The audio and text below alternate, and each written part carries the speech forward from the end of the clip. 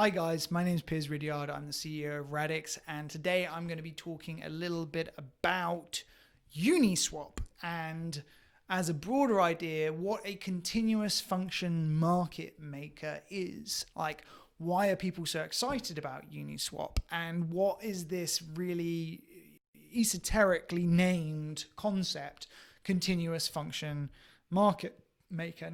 The way the continuous function works is brutally simple and crucially can all happen within a single block.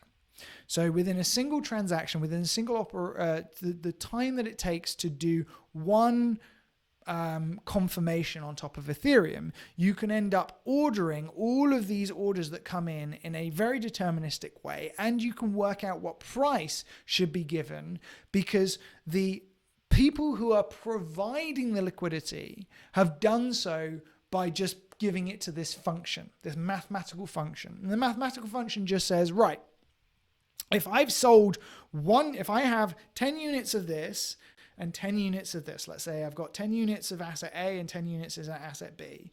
My price for this is currently, you can give me 1 unit of asset A and I'll give you 1 unit of asset B back, right? That's my exchange price because the ratio of these two assets is 1-to-1. However, now I have 11 units of asset A and 9 units of asset B, which means that the ratio has moved. Now asset B is more expensive per unit than asset A because what the continuous function market maker is doing is trying to keep the aggregate value, the ratio, to represent the price of those two assets. So now I have to put 1.1 units of asset A in to get 1 unit of asset B. And if I do that, now I've moved it again. It's now 12.1 versus 8.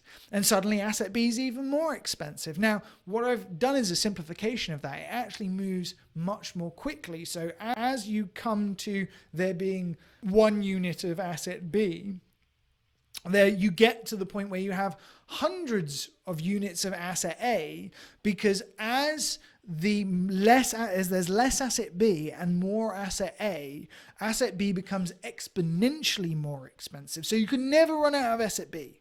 If people are just putting in asset A to get asset B just gets more and more expensive until it tends towards infinitely expensive, and there tends towards infinite money on the other side. Now that obviously never happens, because what the continuous function market maker is relying on is this idea of, well, if it actually asset B is worth 1 of asset A, not 1.1 of asset A, the logical thing for me to do is to come along and put 1 of asset B in and then take the 1.1 of asset A out, so that I can then restore the balance of the ratio between the two. Very simple concept that has revolutionized the way that exchanging is done on top of decentralized finance. Not only because there is no order book and none of this complicated moving of liquidity around a spot price, and none of this requirement to be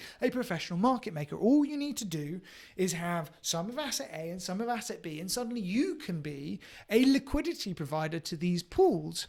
The community, the passive community, can be a liquidity provider to these instruments, and the exchanging can be done in a way that is brutally simple, not necessarily perfect. There's lots of things that are wrong with it that people don't like impermanent loss.